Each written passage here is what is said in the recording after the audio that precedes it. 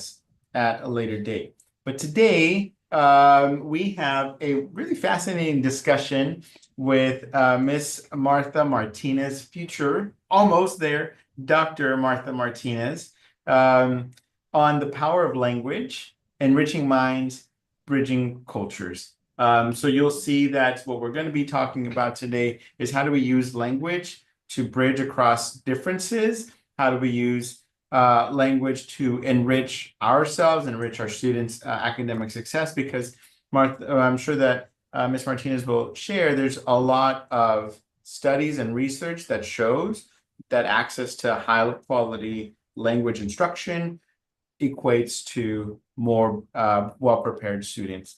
I also want to just remind you that we have simultaneous interpretation happening. Congratulations and felicidades, and I hope you're enjoying your very special day. Today is Interpreter Appreciation Day, so we appreciate our interpretation team we have with us here, Yvonne and Bayana. So if you need this information in Spanish, you can change the channel. Same thing with Arabic. We have Arabic interpretation. So you'll go to your Zoom tools, click on interpretation, and change the channel from English to either Spanish, or if you need it in Arabic, we have to choose Russian as the option because Zoom doesn't have Arabic as an option.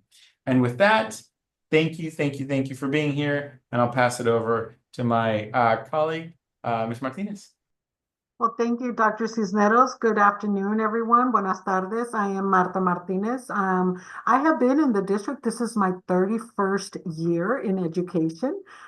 Started as a teacher at Arlanza Elementary School, then had the fortune to keep the process in terms of other positions in the district. I was also an assistant principal at Foothill, a school principal at La Granada, had an opportunity also to teach and be an instructional specialist at Norte Vista High School, and have had a very rewarding career here in Alvord for, as I mentioned, 31 years. So it's a pleasure to join you here virtually on this platform. If in any way you are able to show your camera, I always welcome to see the beautiful faces that we have in our community and that are joining us in this virtual space. Oh, there's someone. Look at that, how beautiful. Thank you for that. I love it. And again, I understand that sometimes we can't, but if you are able to, it's always a pleasure to see your faces. So as Dr. Cisneros mentioned, we're going to talk about the power of language, right? And what does that mean in terms of enriching our minds, bridging culture? So we're going to jump right into this topic this afternoon. As you can see, we're going to cover what is language in general, right? Why the power of language? How can we leverage language? And then any concluding thoughts, and a huge thank you for joining us this afternoon. I do want to, as much as possible, be interactive. Career in education has informed me that we learn the most when we're engaged in the subject matter. So with that said, one of the things I'm going to ask you in the chat, I'll share with you an example, is you're going to share with us your name. You're going to share with us your favorite season. As I'm modeling here, my favorite season is fall. I love fall. You're going to tell us if you'd like to share how many children you have or any pets. I have one son, one dog, and one cat. I also, you're going to share what you think language is. My statement there is language is engagement, but you could share what you think language is for you, and then a favorite word in whatever language you're most comfortable with. One of my favorite words is actually in Spanish, familia. So what you're going to do in the chat is you're going to put it like this. Your name, Marta. Your favorite season, for mine it's fall. The number of children or pets, I have one son, one dog, one cat. What languages for me? Languages engagement. And then my favorite word, familia. And so if Dr. Cisneros can model that in the chat as well, so that we can have all of our participants that are able to, that have access to a computer, if they can model it in the chat. So Dr. Cisneros wrote Alejandro, his favorite season is spring. He has one daughter. Language is beautiful, says Dr. Cisneros. Oh, and his favorite word right now is snacks. Oh, he has a healthy I'm snack. snacking too. And Linda, thank you, Linda, says her favorite season is spring, like Dr. Cisneros. She has 4 kids, no pets, and speaks Arabic. And uh, Miss Linda, how might we pronounce that word that you wrote as your favorite word? Thank God, that's what that means, huh? Hi, it's hi. It means yeah, it means Alhamdulillah, and it's Alhamdulillah. We say Alhamdulillah. That means thank God. Thank God. How beautiful is Alhamdulillah. that, right? We learned something new, and that's the beauty of language. And let's see, thank you. Ashley says summer is her favorite season. She has one daughter, one cat, and language is expression. Favorite word is let's go. All right, Ashley. I love that. Anyone else is able to share this afternoon with us? Now, in order to do this, in order to participate in this activity, Carla just indicated that her a lot of spring favorites. One son, one daughter, 2 cats. Wow. Language is educational, and her favorite word right now is naps. Love that. Thank you, Carla. So, why we entered into this space of talking about language, and we started with an activity that required the use of language, right? And so, one, in order for you to be able to do this activity, you'd have to have known the language in which we're doing this.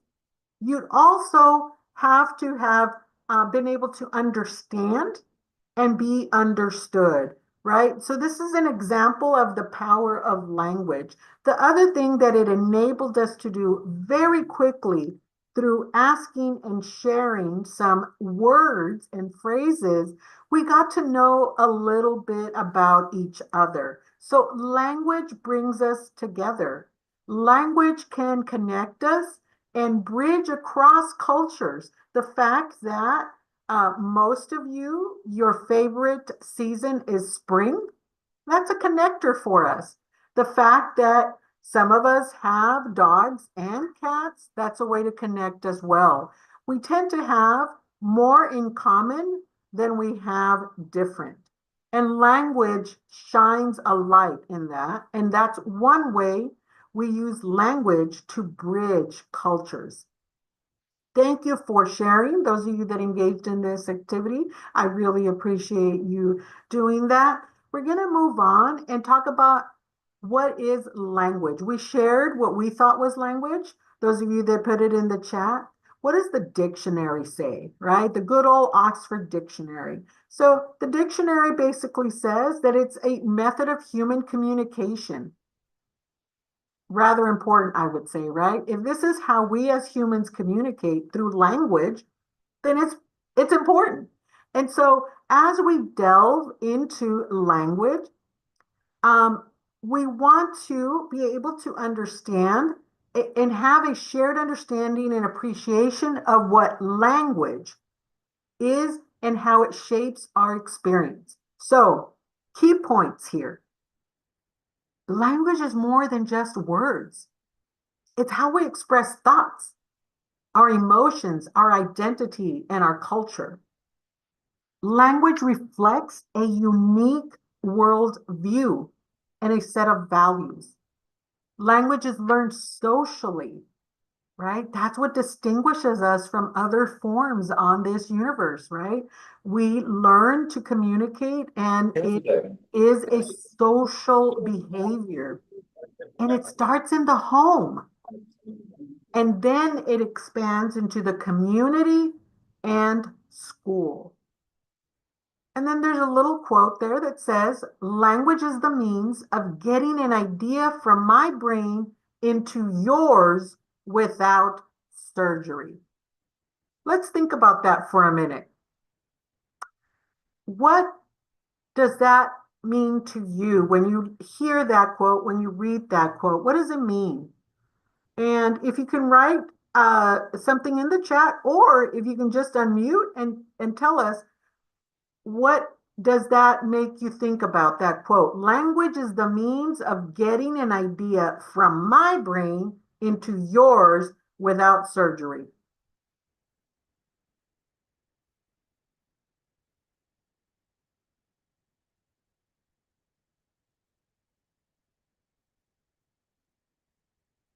What are some thoughts? Maybe Dr. Cisneros can lead the way.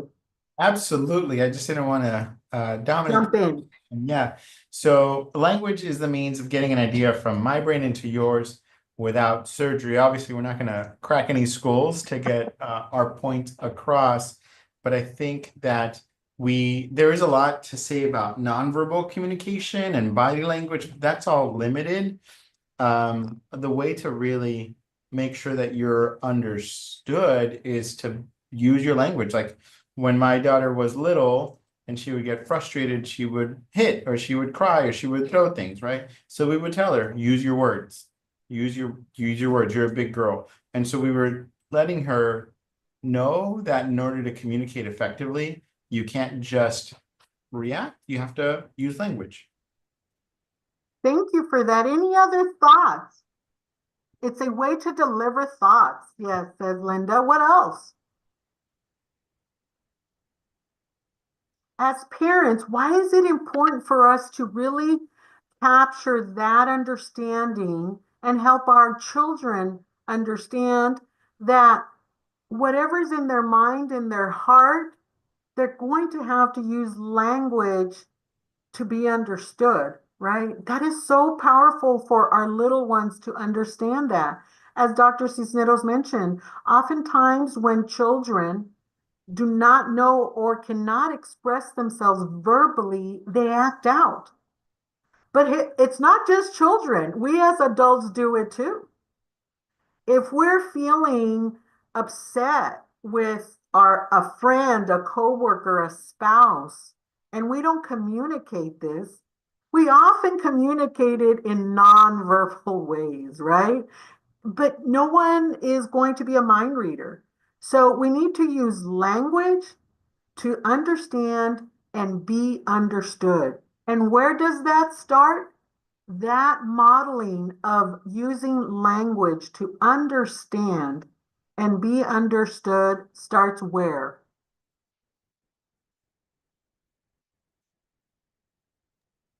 Starts with us, starts at home. Starts at home. Yes. Thank you, Ashley. It starts at home. Yes, Yesenia. We need to model that for our little ones, right? Because otherwise, we end up reacting. And sometimes when we react, it hurts not just us, but others as well. So let's continue on this topic. When we think about enriching minds with language, oftentimes people say, oh, yes, well, if you are bilingual or multilingual, your mind is enriched with other languages. Absolutely. But I like to push that a little bit to say that when you're monolingual, when you have one language that you're proficient in, you can still continue to enrich your mind and delve deeper into how that one language is developed. You can make your proficiency in that one language even stronger. And as we go forward in this dialogue, I want to invite whether you're monolingual, one language speaker, bilingual, two languages, or multilingual, that we talk about how we leverage language in our lives and how we model that for our children. What do I mean by that? Language has power. There's power in the ability to use language. And whether it's the language of our native tongue, the language of society, our second language, our first language, there is power in languages, in the use of language. And so let's dive into that a little bit.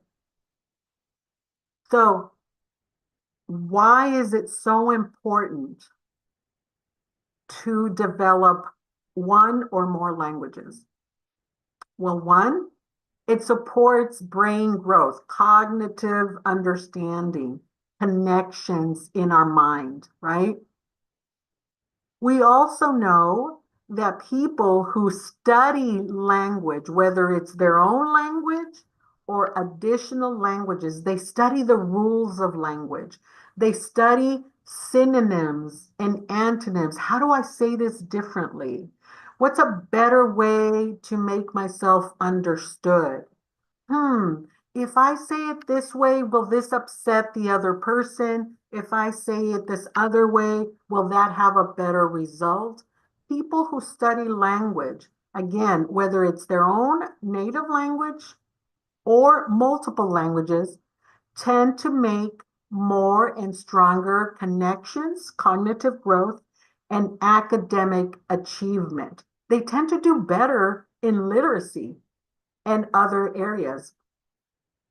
The other thing that it helps us with is understanding cultures and being accepting and open to other ways of living and going about this world, right? Opens doors, it says, and fosters empathy.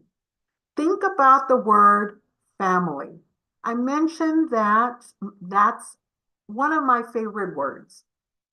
I like the way it sounds in Spanish, familia. And it brings a sense of warmth and happiness and a picture of my parents, as well as a picture of my son when I think of that word. Sometimes my siblings, but that's not as fun, right? But it's not as warm either. I was one of six and the youngest, so you can just imagine. And you were a twin. And I'm a twin. Yes. So familia is heavy with a lot of meaning, right?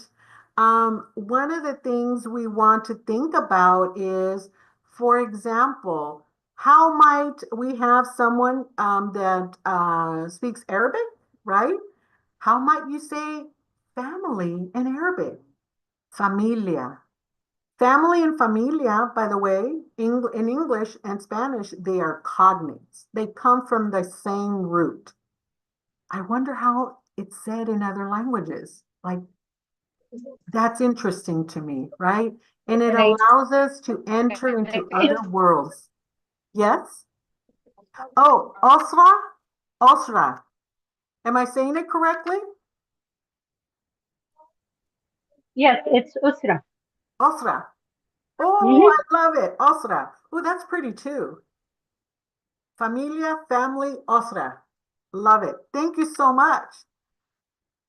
And so it says here, learning another language is not only learning different words for the same things, but learning another way to think about things. I love that. So it helps our cognitive, the way we make connections, and our empathy, how we see others and the world. Now, we just talked about how important language is, whether it's one language, fluency, bilingualism, or multilingualism. Language is how we communicate. Language is how we understand the world and are understood. In fact, I'd like to take just a moment to relay a very personal experience for me that has to do with language. When I was in my early 30s, probably late 20s, I can't remember, but it was a while back. Um, I was told that I was dealing with a medical health scare, a health issue. And, you know, at the time, my husband told me, "You're going to be fine. It's going to be okay. I'm with you." The doctors were like, "We're going to help you through this process. We're going to do everything we can to get you healthy." It wasn't until I had an opportunity to talk with my mom in Spanish about my health issue, and that in Spanish, she told me, "Todo va a estar bien. Everything's going to be okay." And I just felt, everyone else had told me that, right? But until I heard it in my mother tongue, in my family's language, and from my mom, I was like, voy a estar bien. I'm going to be okay. And so, how do we leverage language? How do we ensure that we use language to stay connected? It breaks my heart how many of our children cannot communicate with their parents because they speak two different languages, right? Um, and so how do we leverage this language to be okay? Not only that, to be more than okay, to excel, right? To be enriched, to truly live and thrive.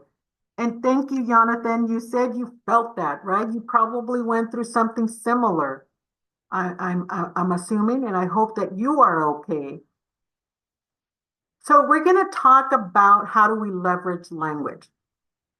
Again, I'm speaking to everyone, whether you are proficient in only one language, monolingual, whether you're proficient in two languages, bilingual, whether you're proficient in multiple languages. By the way, who knows more than two languages on tonight, this afternoon? Share with us in the chat the languages. If you know more than two languages, that's exciting. Um, I invite our community to be curious. That's how we leverage language. That's how we enter into the space of culture and language and making connections and engaging with others. To have a spirit of curiosity, right? And so we say, let's see, Dr. Cisneros, he says he can read a third language. What is it? French. I French. took French for 4 years. I was very, very fluent. But that's another thing, right? With language, you have to practice it every day. Otherwise, we lose it. I lost my French. I also studied Mandarin, but I was never fluent. So we encourage you to model curiosity with your children about language. Oh, wow. Look at this. Someone beat you, Dr. Cisneros. In addition to Arabic and English, this person speaks French and Spanish. Woo! Wow, that's amazing. That's incredible. For those of us that may not possess all those languages, we can still model curiosity with our children, right? Ask children about words, origins, and how other people say things. Celebrate your home languages and be proud of being bilingual or multilingual. Support your child's language journey, whatever that might be, right? Whether it's learning English, maintaining their heritage language, or picking up a new one. And then these are simple steps we can do. We can read books in different languages, attend cultural events, explore language apps. There are so many. or connect with bilingual peers.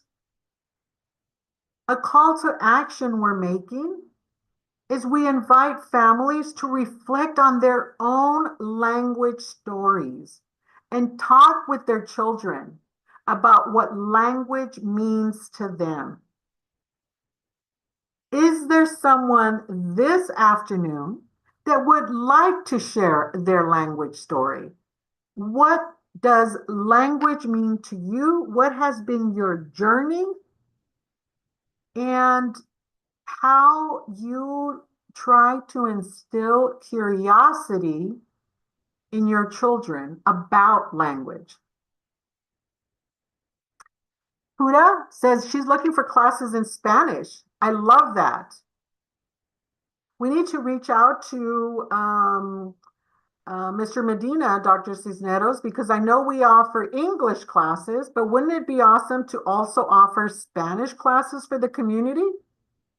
How about Arabic classes? I take that. I take one of those. Anyone else would like to engage in this space and share their language journey?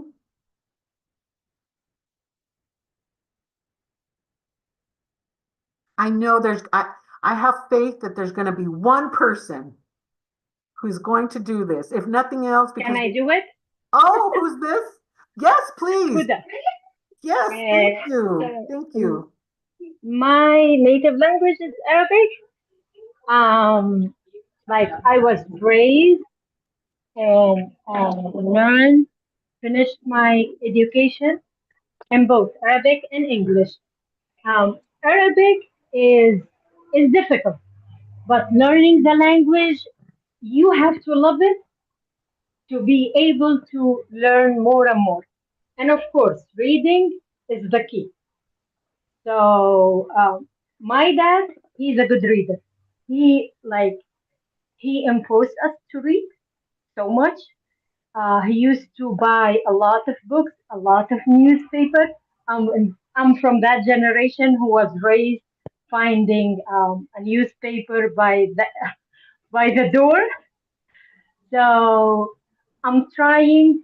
I'm trying as much as I can to keep my kids like trying and learning Arabic. It's very hard on them because we have some tough letters to pronounce. It's very tough. So they're having Arabic classes, but I feel they will be there at some point. It's tough on Absolutely. them, but I think yeah they will be there at some point. They understand Arabic very well. Mm. So me and dad, like their dad, we can't like share something in a different language so they can't get it. We don't do that anymore. So because they understand Arabic very well, but they need a lot of encouragement to speak it and to read and write. And you said some very key things. I share, I model, I do with my children, right? That Yeah, is that is the message of today. As parents, we it's so critical that we model curiosity about language. Again, it could be our own first language that we model curiosity, right? We right. can also, And we can sometimes like discuss those kind of, let's say, those new words. What does it mean? The like the origin of the word, like a lot of yes, words. uh-huh. Yeah, a lot of words. The root of the word. It came from Arabic. It came from Spanish. We have some words in Arabic. Let's say in the slang language, that it came from Spanish. It came from French. It came from everywhere. That's Right? where the melting of cultures. Yes, where does this word come from, right? Why Yes, do we yes, say it this way? Why, even within the same language, people say different things or pronounce them differently across our United States, right? It's just Mhm. really fascinating. Language is fascinating. And when we model that fascination to our little ones, they grow up wanting to also explore. And that's the biggest gift we can give our children is this desire to be curious about learning. And thank you, Hada, for sharing your beautiful language story. We have Carla, who says that she also speaks, reads, and writes in Spanish. And then Ashley says that her daughter has an app. And oh, yeah, Duolingo. It's free. We recommend it a lot. And she's trying to learn Russian and Korean. Wow. Wow, that's amazing. Um, that's what we're talking about. And again, it doesn't even have to be learning an additional language, although we do recommend that. Just curious about the English language, right? Just curious about the language of our home. Why certain words we say differently? Why certain words bring to us a certain feeling, a certain motion. So we would like as parents for you to have these conversations, inspire curiosity. That the sense of curiosity is how we connect and we engage. With that, one of the things we'd like to share with you this afternoon is something called Global California. 2030. And this is Governor Newsom, sorry, initiative that he put out years ago. But basically, the understanding that as the world grows more connected, he calls it interconnected, learning another language expands economic opportunities, enhances mental flexibility, and fosters cultural understanding. There is a link here. You can actually go and learn a little bit more about Global 2023, 2030. I apologize. And it's not going to load, but it looks like we're going to have some. The link is there. We could probably put it in the chat. And so if you want to learn a little bit more about why in California there's this initiative to just be curious about language and learn potentially a second or third language. There is also, along with that, what is called biliteracy pathways. And these were established in California, on the California Department of Education to recognize whether it's in elementary, middle school, or high school, students who are demonstrating progress toward proficiency in speaking, listening, reading, and writing in one or more languages in addition to English. So all the high schools in the state of California um, provide the seal of biliteracy to their 12th graders if they meet the requirements, the criteria for that state seal of biliteracy, and that's received in 12th grade. The pathways, which we're going to implement next year here in Alvord, allow students to demonstrate their proficiency prior to 12th grade on their way to that seal of biliteracy, state seal of biliteracy. So you're going to learn a little bit more about these. You are the first to hear of this for our district.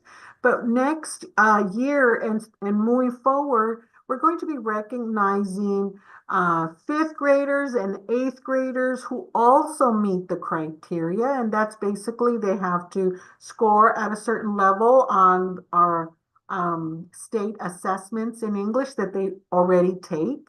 And then they'll have an opportunity to take a test in another language if they like to try to get this not the state seal of biliteracy, sorry, that's in 12th grade, but this recognition of biliteracy pathway. So we're super excited to be offering that next year moving forward. There is a link here. I'm not sure. Oh, this one did go through. So this is again the California Department of Education. It tells you a little bit more about the different pathways and why the state of California decided to suggest to districts that they offer these opportunities for their communities. So that's some exciting news coming to us for next year. And as we delve into this, I mentioned that curiosity is so important when we make connections and when we want our children to grow, enrich, and again, make those engage in the subject. So one reason why curiosity is so important that we model to our children, and when they're little, right? My son did this all this time. He's now 19, but when they're little, they ask so many questions, right? Right when you don't want them to, because you just got home, you worked 8 hours, you have a headache, and they're like, Mom, Mom, Mom, Mom, why is the water clear? Why is the banana yellow? Why, why? Can you all think of a question that your children asked you and you're like, oh my goodness, not today, not right now, right? But that's how children learn about the world.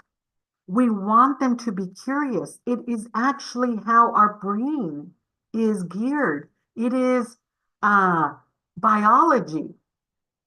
It is intended. We are intended to learn through curiosity and questions. It's a beautiful thing, although perhaps not always convenient. Um, oh, Carla says she honestly loves those questions. What's the weirdest one, Carla? Come on. We all know we get some weird ones. What is the weirdest question your children have asked? We'll let her see I what she can't types. really remember if they've ever asked a weird one, but my daughter once asked, if animals go to the restroom the same way humans do. Right? I mean, Yep. Yep. maybe she's going to be a veterinarian. Who knows, right? I mean, she's curious about animals.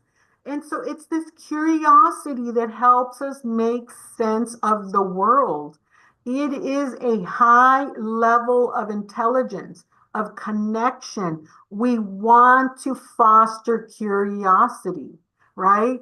Because it's how physiologically we are made up. It is our nature to learn through questions, through curiousness, to wonder. Look at this. Do we not want our children to be this connected and engaged with learning? Look at her face. She's all in. Right? This is beautiful. To me, this picture of someone completely curious is what learning is about. It's natural. It's a natural way of making sense and making connection. Look at them. They are learning about nature, about science, maybe about the weather, look at the exploration and connection. They're not bored. They're not misbehaving. They're thoroughly engaged and curious about life. We want our kiddos to be curious about languages. That curiosity, the way they're looking at this, we want them to be curious about languages, their own and others, right? Because curiosity about languages opens our minds. It builds bridges and deepens understanding. So, with such simple ways, we can help our children deepen their understanding of their own language, open their minds to other languages. I remember when I was teaching fifth and sixth grade back in the days when we had combo classes and sixth grade was at elementary. I had students that spoke English. I had some students that spoke Spanish and were developing their English. And they felt connected, right? They felt connected to each other. They felt connected to those that were learning another language. And one day I got a student from Japan. Well, I didn't know Japanese. The other students didn't know Japanese either. And what we asked the students is to teach us one Japanese word a day. And that just changed his little face, his whole approach. He had a job to do and he connected and he loved coming to school and teaching us one word a day. And he would giggle because we couldn't pronounce it, right? And he was the teacher for one moment when all day long he had to learn not only math and science and social studies, but English. For one moment, he was our teacher, and it was just a wonderful experience. And all it required was for me, the teacher, and the students to be curious about his language. That's all it required. So, as we close the talk so much about what language is and the power of language and leveraging language, we want to make sure we're very clear on one thing. Curiosity about languages starts at home. Modeling curiosity, modeling an open mind, and a desire to connect and bridge cultures starts at home. Talk intentionally with your children. Ask them how they're feeling, open-ended questions, right? So that they can dive right in. Use your language with purpose.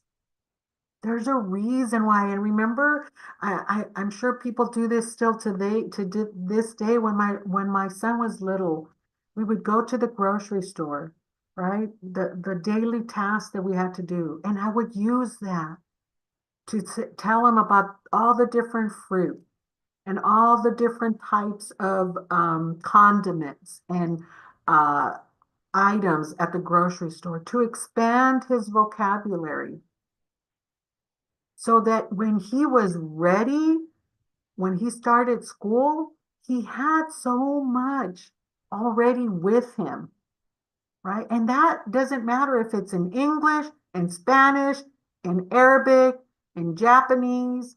That language transfers and it's beautiful. Read daily. I was such an avid reader. I don't have that much time anymore, but I read so much. We never got to travel growing up, but I traveled through books. I learned so much through books. Our children, they can also travel through books, right? Celebrate words. And let me circle back. Is it Osro? Did I say that correctly? Osro. Where's my Arabic teacher?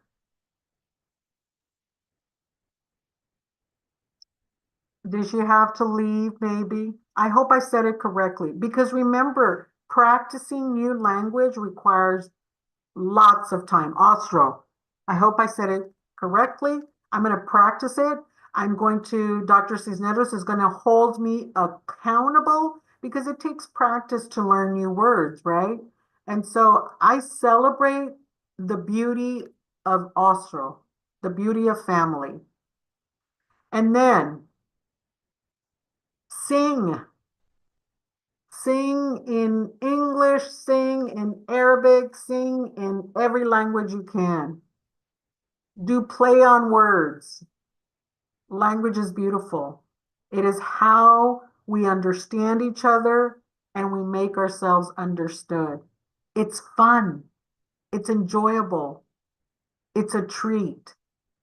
And we're the only ones that can do it. We're the only organisms out here that can have a spoken language. If you are bilingual, use your home language proudly. Lots of our children are losing their heritage language. Use your home language proudly. Encourage language moments. What does that mean? This is what I do with my son as he's practicing his fluency. We text in Spanish because this generation's all about texting, right? So I use that and I say, okay, we're going to text in Spanish. And he can use the little technology to be able to write in Spanish. There are moments when at dinner table, I'll say, today we're only going to use Spanish at the dinner table. Have language moments of intentionality to practice so that our language, the gift that we have of our heritage language, doesn't get lost. If you are monolingual, but you want to develop an appreciation of other languages, yes, you can do that. You can explore new languages together. For the mama that shared that her child is learning Korean and Russian, have her share with you a few words and you practice as well. Model curiosity. You probably do that already, I'm sure. Yeah, she said, yes, she does. Invite curiosity by asking, I wonder how you say that in another language. And simply connect with others in your neighborhood, with your friends. If you go to a family gathering and there are people that speak other languages, connect with them in their language. Ask them how you say things in that language. Express curiosity. With that, Dr. Cisneros is going to share a moment where he modeled curiosity and as a teacher and how that enriched him and his students. Dr. Cisneros, do you want to now, or do you want me to, I know you're going to speak to it, but do you want me to still power the slides? Sure, yeah, go ahead. Okay. Yeah. So what we're going to show you is just a special moment that I had with a student, at the time, Zacarias. I believe he's a senior in high school now, about ready to graduate. I was the English language development teacher at Loma Vista Middle School. So I was the teacher who would support students not only in their English language arts, but in their English language development. These are the students who were newcomers and really needed a lot more support. So I would spend an hour with them. And Zacarias told me that he spoke a language that I had never even heard of, Canjoval. And my wife is named Maria Rocio. And so I asked him to help me flirt with my wife. So Martha, would you play the video? Zacarias is going to teach me how to say María es pretty. Sorry. Zacarias me va a enseñar cómo decir María es bonita en Canjoval. Wajili Ishmalin. Wajili Ishmalin. Yeah, did I do it right? Yeah. Hey.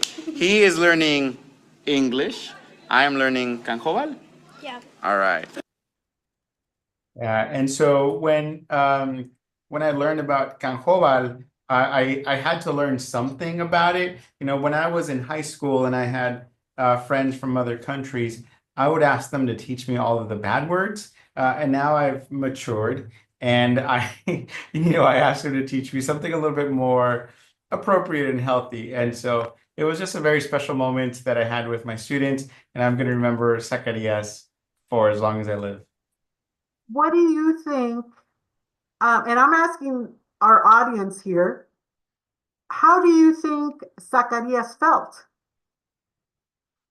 Do you think Zacarias remembers this moment? Zacarias is going to teach me how to say María is pretty en, ¿cómo se llama? Canjóbal. Sí. Zacarias me va a enseñar cómo decir María es bonita en Canjóbal. Wajili Ishmalin. Wajili Ishmalin. Yeah, did I do it right? Yeah. Hey. Look at his smile. He is learning Look at that English. beautiful smile. I'm learning Canjóbal. Yeah. All right. How do you think he felt? Something so simple. Teach me how to say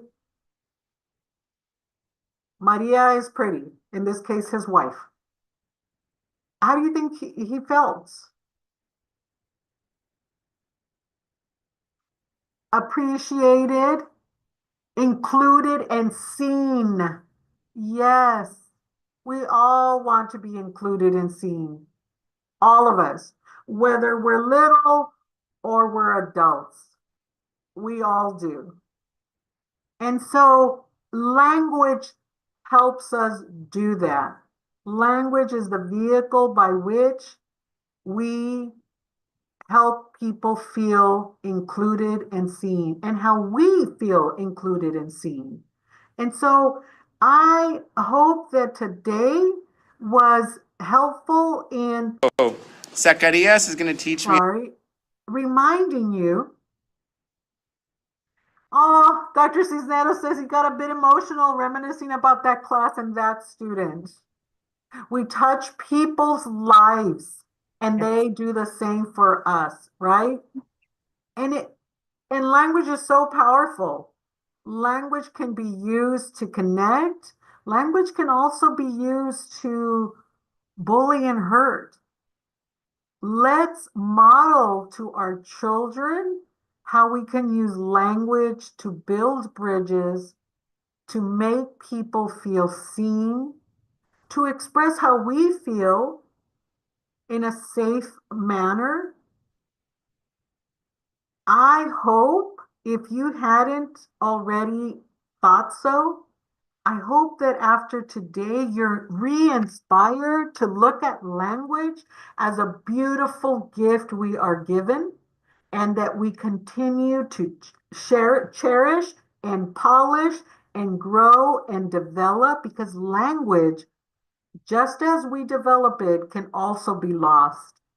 And so as we get into our journey as adults, we can continuously learn more about our own language or others.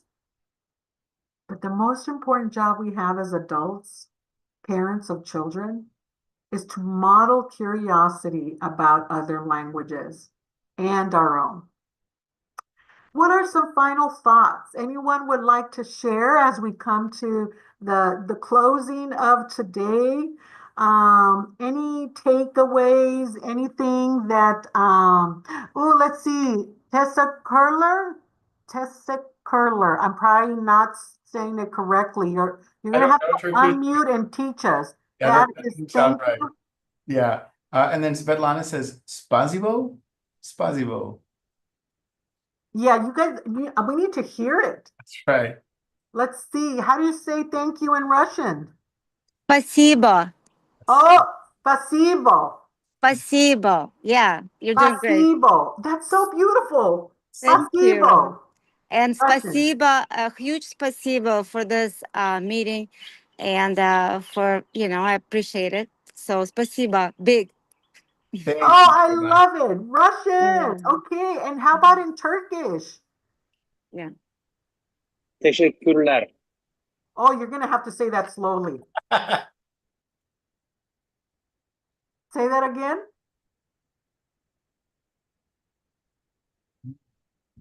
Teşekkürler. Probably bad, but spasibo. I love that. Is this not beautiful? Language is so beautiful. It sounds amazing. And when we're learning other languages, we're connecting with others, we're bridging cultures.